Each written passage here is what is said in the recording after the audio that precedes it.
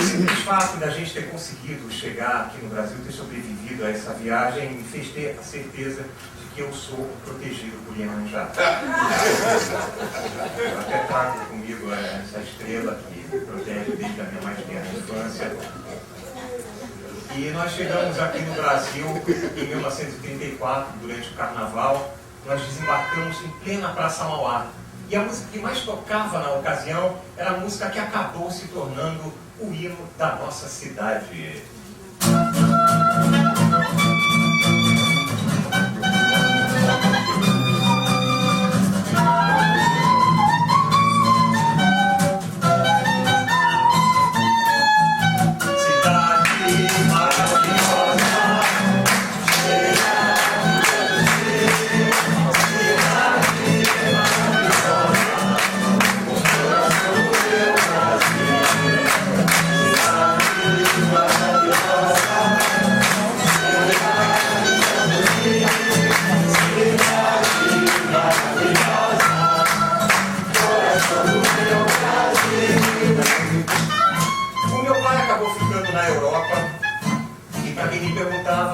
Que a minha mãe foi muito bem recebida aqui no Rio de Janeiro por outras mulheres que já moravam aqui no Brasil. Elas nos receberam de braços abertos e nos levaram para morar na casa delas. Inclusive elas arranjaram um emprego para minha mãe não tinha que se preocupar com a condução, com o dinheiro da condução, porque ela trabalhava lá em casa mesmo.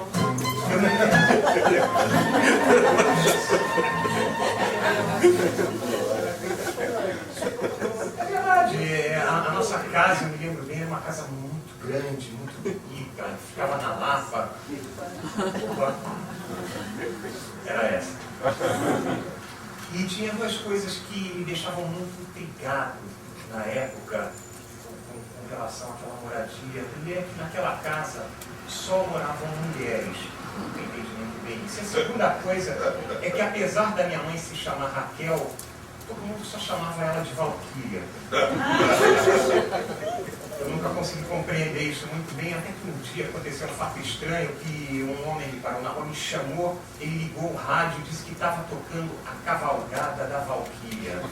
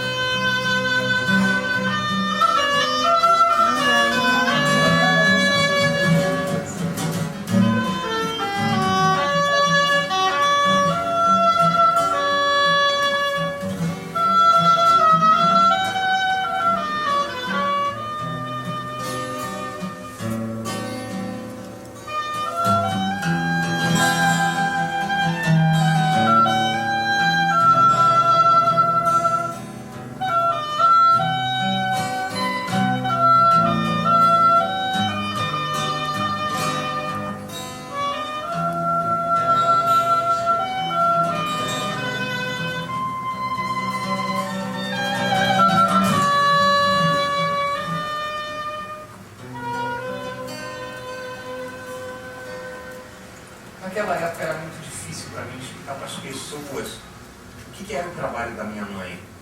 Eu dizia para as pessoas que minha mãe ajudava outras pessoas, como se fosse uma espécie de enfermeira e pronto. Hoje em dia já seria um pouco mais fácil explicar o trabalho da minha mãe. Eu poderia dizer que ela é uma espécie de, ou era uma espécie de personal trainer de rapazes de fino trato, psicoterapeuta sexual, enfim, uma sexóloga. Eu sei que os... Esse não sou eu não, já disseram que isso aí é o Belo, do lado da Viviane, pra lá. É parecido, né? Que ela tem a perna um pouco mais gordinha. Enfim. o seguinte, o trabalho da minha mãe nunca rendeu um dinheiro suficiente para a gente sobreviver, de maneira que eu me vi obrigado a trabalhar também para ajudar no sustento da casa. Então, naquela época, tinha um lixeiro, que era um português, que morava na nossa rua, e ele me chamou para trabalhar com ele. E como eu já gostava de números, eu sempre gostei de lidar com números, eu me tornei um funcionário muito bom. Eu gostava daquela história de sair correndo pela cidade, levando papeizinhos com números impressos, e ver a curiosidade das pessoas que queriam saber que bicho que tinha dado. Eu colava os papéis nas árvores, nos muros da cidade, e às vezes eu tinha até que me esquivar de alguns homens fardados. Mas aquilo ali foi tudo muito útil para mim, e quando eu saía para trabalhar, eu sempre assobiava a minha canção, a minha música preferida.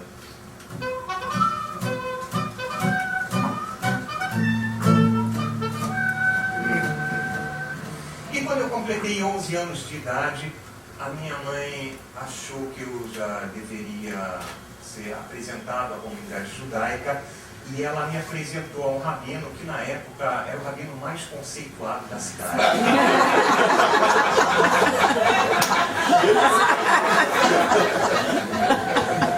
Ele na verdade ele era o rabino do grande templo. Não sei se está para enxergar aqui, mas essa é uma das minhas invenções aqui. Do outro lado nós temos uma estrela de 6 pontos, uma estrela de Davi aqui, agora ela vai ficar bonitinha. Esse rabino, ele era o rabino do grande templo, e ele me chamou para trabalhar com ele na sinagoga, de maneira que eu passei a dar um duplo expediente. Ora eu trabalhava com lixeiro, ora... Hoje em dia muita gente precisa fazer isso, ter 2, 3 empregos. E ora eu trabalhava com o rabino. O rabino me ensinou várias coisas e ele me deu algumas atribuições. Eu tinha que distribuir os livros na sinagoga, os slipot, colocar a Torá no lugar, abrir e fechar portas, varrer a sinagoga, ou seja, eu era um cara muito importante. E o rabino, numa ocasião, ele me ensinou que toda vez que eu passasse por uma mezuzá, eu tinha que beijar ela antes de passar, e depois ele me ensinou a usar o kippá, e que o kippá não podia cair da cabeça, e aquilo tudo já começou a embaralhar minhas ideias. Eu, às vezes, beijava o kippá, ele caía, e lembrava que eu tinha que beijar da mezuzá, e voltava. Mas, apesar de ser um grande desafio, eu enfrentei isso com muita coragem e aprendi essas 2 coisas. Um dia, o rabino me mostrou um armário que tinha na sinagoga, onde havia várias mezuzot, e ele falou para mim que eu devia ter muito cuidado com elas, porque dentro delas tinha uma espécie de um papelzinho que fazia essas mezuzot serem muito valiosas. Eu era uma criança na época, e sempre que o rabino se afastava, eu pegava uma mezuzá, começava a brincar de aviãozinho, de carrinho e tal. Só que um dia, quando eu ia guardar a mezuzá que eu estava brincando, eu percebi que o tal do papelzinho não estava lá dentro. E aí eu me apavorei, né? O que o rabino ia pensar de mim? Né? Na mesma hora, eu meti a mão no bolso, peguei um papel daqueles do outro trabalho que eu tinha, dobrei, botei dentro da mezuzá, mas na mesma hora me bateu um remorso. Eu sabia que não eram esses números que deveriam estar lá dentro. Então eu me apavorei, eu saí correndo da sinagoga, fui para casa, no caminho comprei uma galinha, pedi para minha mãe preparar um iur, esse elixir da longa vida, esse ouro líquido e potável. Eu tomei aquele iur, saboreei aquilo, na mesma hora eu me senti revigorado, e veio também a ideia, uma solução para aquele meu problema. Eu voltei correndo para a sinagoga, peguei uma outra mezuzá, tirei o papelzinho lá de dentro, fui até uma gráfica e pedi para o rapaz da gráfica fazer várias cópias para mim. Aí eu, junto com um amigo, fizemos várias mezuzás, nós vendemos por um preço muito bom, a gente deu um dinheiro bom naquela época. Mas é claro, o rabino não era bobo, ele acabou descobrindo isso, e foi aí que ele promoveu o primeiro grande recall de mezuzot desde os tempos de Moisés. Felizmente, o rabino foi muito tolerante comigo, ele me deixou trabalhando lá na sinagoga, ele me perdoou. E quando eu estava para completar 13 anos de idade, ele me apresentou a um Lerer Michel. Olha só. Aquele de lá, vocês vejam que já desde pequeno usava esse penteado. Né? E esse aqui era um amiguinho mais rico, que também tinha aulas com esse ia bem também. Então, o Lerer me ensinou tudo sobre o judaísmo, ele me preparou para o meu bar mitzvah, e ele me ensinou uma canção que ele disse que tinha aprendido lá naquele lugar de onde ele vinha na Europa. Pela foto vocês podem ver que já faz algum tempo que isso aconteceu, evidentemente eu não tenho de cor essa letra, então eu vou botar a cola aqui, vou colar assim disparadamente. Quem souber, tem muita gente aqui que deve conhecer essa música, se quiser pode cantar comigo, tá bom?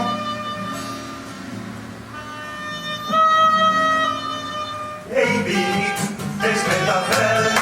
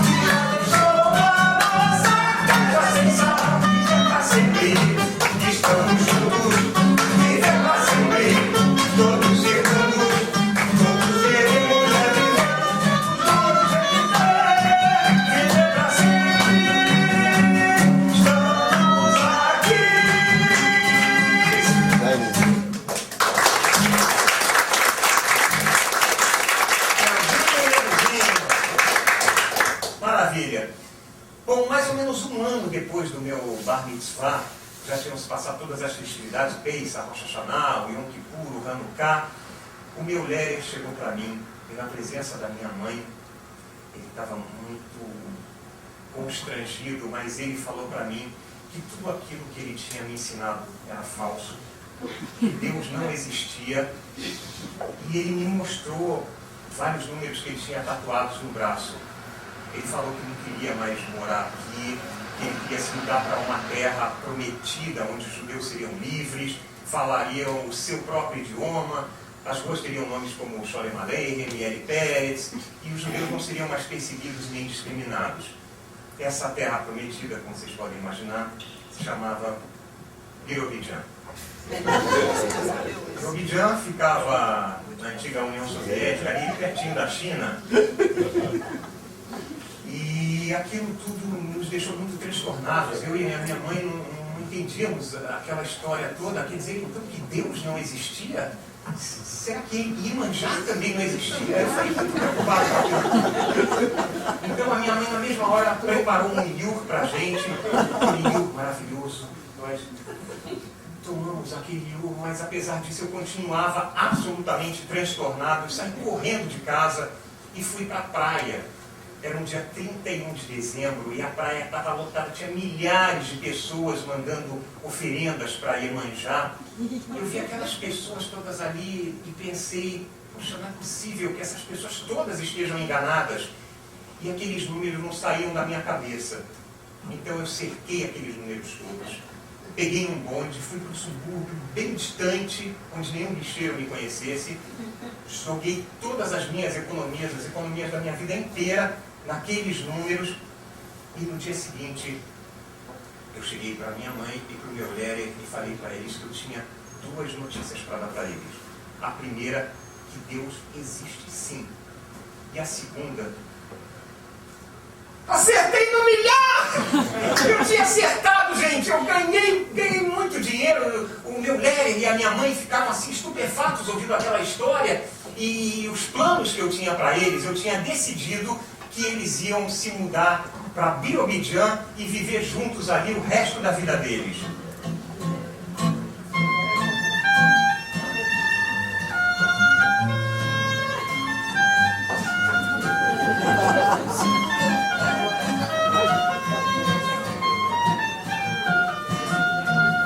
Passar a tarde em Birobidzhan,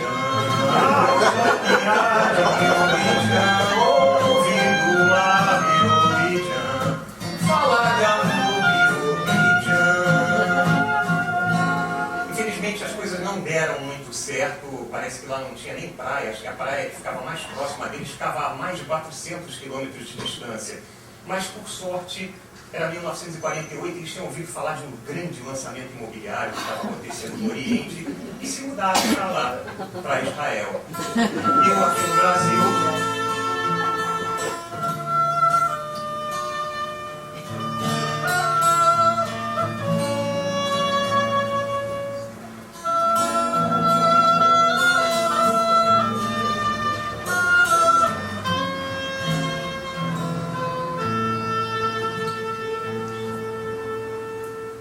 Eu me transformei aqui no Brasil num cliente muito elegante, muito sofisticado, eu vendia toda a prestação. É uma espécie de Casas Bahia ambulante. Palavra de Samuel Klein.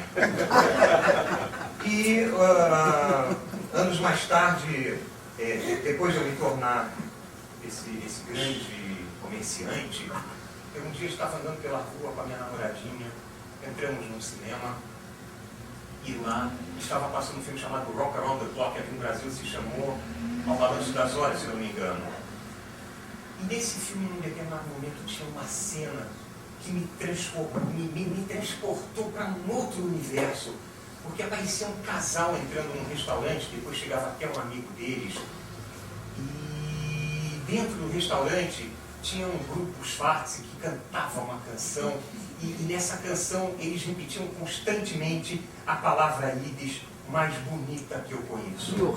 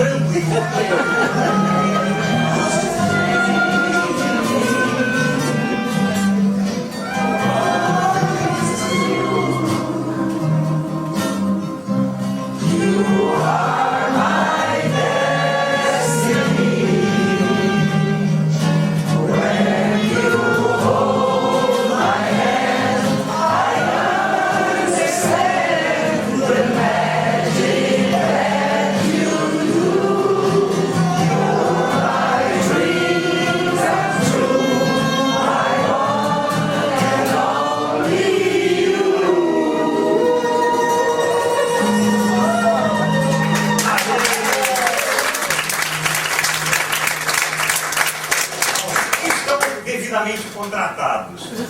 Opa. Calma. Isso é depois. Faz de conta que vocês não estão vendo isso. Obrigado. É que eu me empolguei aqui com o negócio. O negócio é que depois de eu assistir esse filme, aquela canção me trouxe assim uma visão maravilhosa. Foi um lampejo que eu tive. A minha namoradinha me deu o meu primeiro beijo, entendeu? E vocês podem não acreditar, mas até o beijo da minha namoradinha tinha um gostinho de Yur.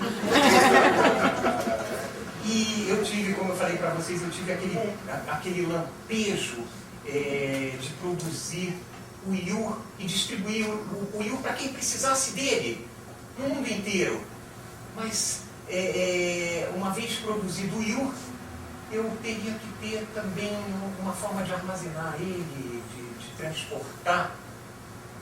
Isso era uma coisa muito difícil na época. Então foi que eu me lembrei eu me lembrei de uma lata que eu tinha recebido de um vizinho meu que tinha lutado na Segunda Guerra. Ele me deu aquela lata, era uma lata de ração que os soldados usavam para se alimentar na guerra. E eu decidi a partir daquele momento que o Yur seria servido em latas, uma lata fácil de abrir como essa daqui.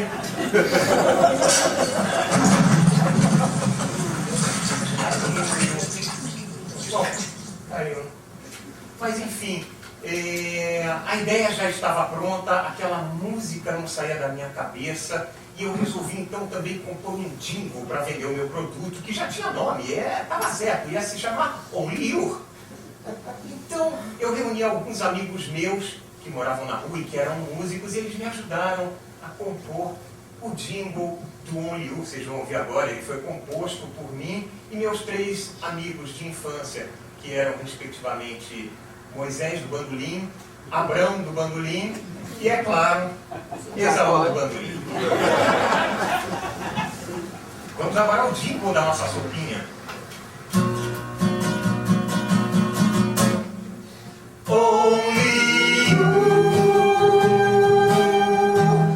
não é só sopinha, não. Only you faz bem pro coração.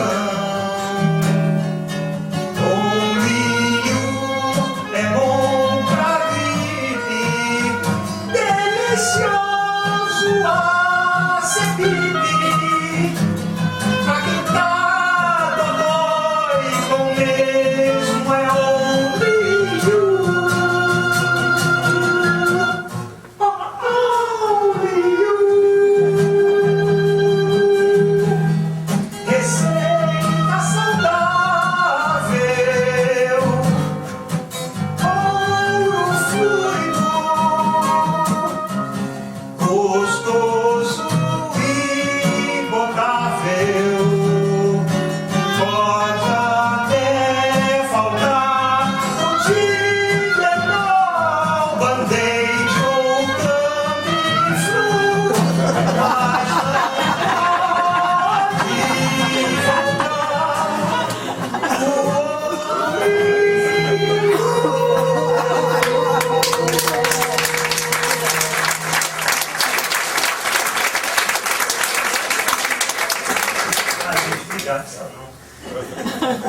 Bom, a sopa estava inventada, eu já tinha um nome para a sopa, mas eu precisava comercializar essa sopa, eu precisava produzir ela, eu não sabia como executar uma tarefa quase bíblica como essa, eu não tinha um restaurante, eu não tinha nem uma cozinha. Então, o que aconteceu? Eu fiquei pensando naquele negócio, um dia eu conheci um cozinheiro que se propôs a preparar sopa para mim, sob minha supervisão. Minha mãe mandou a receita de Israel e faltava o último detalhe. Eu precisava abrir uma empresa para comercializar o Only You, e a sopa tinha que ter um nome, não apenas o Only You, mas a empresa. Eu fiquei pensando no nome da empresa, não tive nenhuma ideia que prestasse. Falei, quer saber? Eu vou botar o meu nome mesmo na fábrica, vai se chamar Sopas Motel. Eu contei a ideia para um amigo meu, ele falou, Sopas Motel, você quer usar seu nome? Usa Schnorr, né? Schnorr é melhor.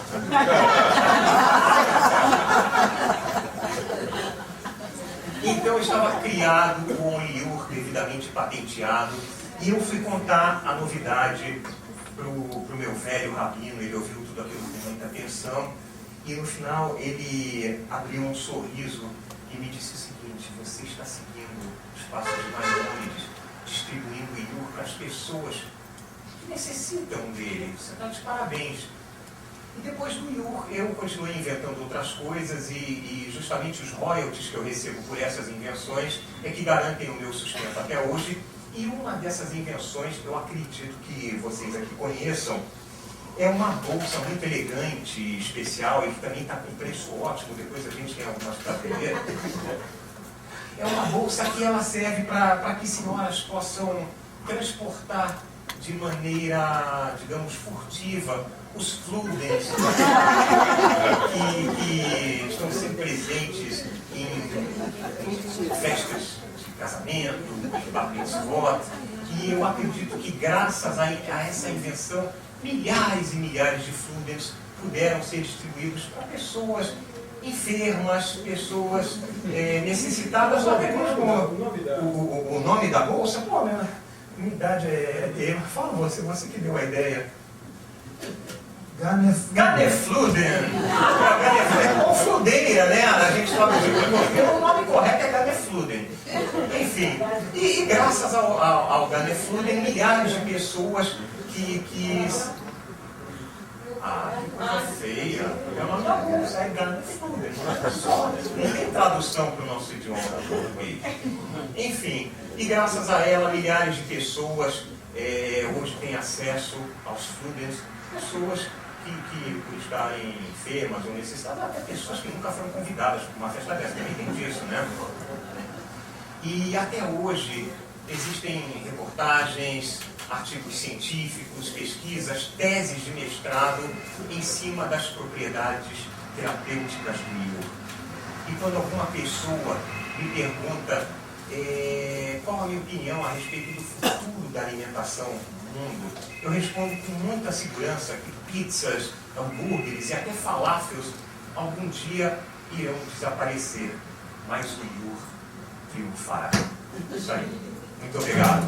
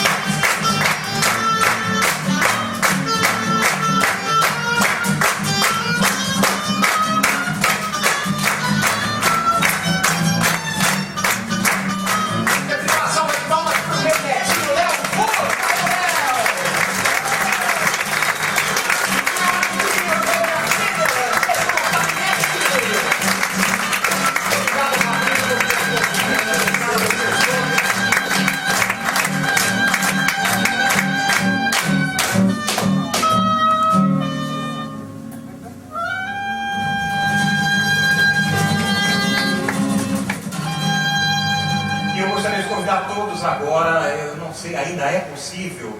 É possível? É possível? Lá embaixo, tem iur lá embaixo? Então vamos saborear. Oi?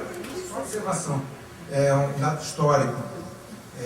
A tsarina, nós tínhamos uma tsarina que se chamava Reisel Ingela. E essa é uma das poucas tsarinas com nome judaico, né? Quer dizer, traduzido seria Reisel, é o que mesmo? Reisel. Rosinha. O que é Ingela? Rosinha, garotinha. O último ato secreto dela foi, não conseguiu publicar no Diário Oficial, que é o iur a R$1. E nós estamos realizando esta noite. É o sonho do iur a R$1? É verdade. Você está certo disso? Com certeza. Você já pode pedir ajuda às placas e aos universitários. Então vamos lá. Então, deliciem-se com o iur a R$1. Muito obrigado.